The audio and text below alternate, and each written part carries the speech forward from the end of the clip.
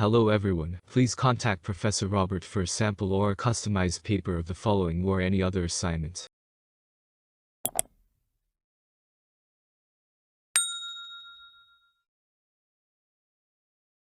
NR509 iHuman Virtual Patient Encounter Neurologic Assessment. Description: preparing the assignment. Follow these guidelines when completing each component of the assignment.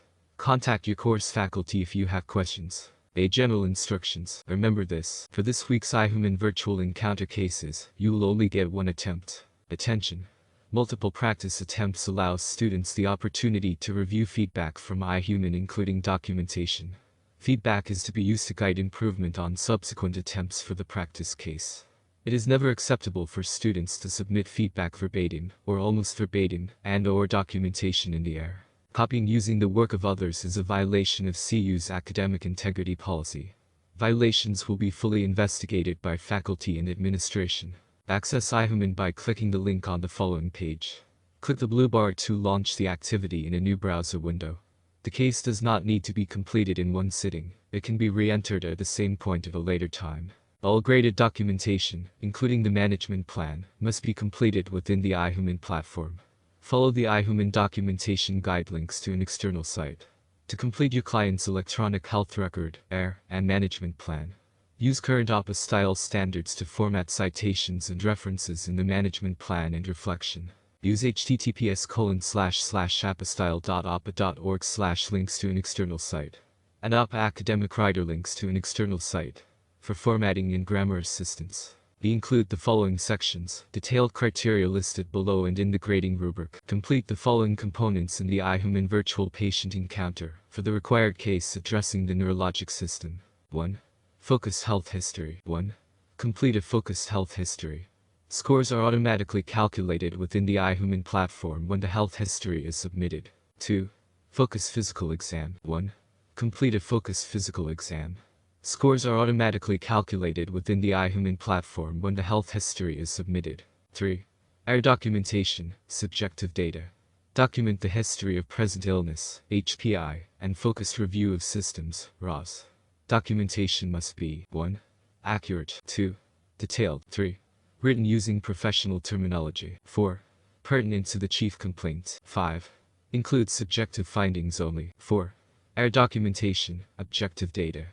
Document physical exam findings. Documentation must be 1. Accurate. 2. Detailed. 3. Written using professional terminology. 4. Pertinent to the chief complaint. 5. Include objective findings only. 5. Key findings: most significant active problem. Document key findings from the history and physical exam in the assessment tab of the case. 1. Identify the most significant active problem, MSAP, and the relation of other key findings to the MSAP. 6.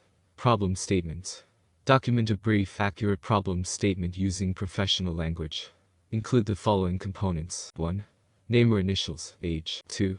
Chief complaint. 3. Positive and negative subjective findings. 4. Positive and negative objective findings. 7. Management plan. Use the expert diagnosis provided to create a pertinent, comprehensive, evidence-based management plan. If a specific component of the management plan is not warranted, i.e., no referrals are appropriate for the virtual patient, document that no intervention is warranted. Include the following components: 1. Diagnostic tests. 2. Medications. Type a specific prescription for each medication, including over-the-counter medications. 3. Suggested consults, referrals. 4. Client education. 5. Follow-up, including time interval and specific symptomatology to prompt a sooner return. 6. Cite at least one relevant scholarly source, and provide rationale for interventions as defined by program expectations. 7. Click Submit once the case is complete. Use this guide to download the performance overview report links to an external site. 8. Reflection. Download this worksheet links to an external site.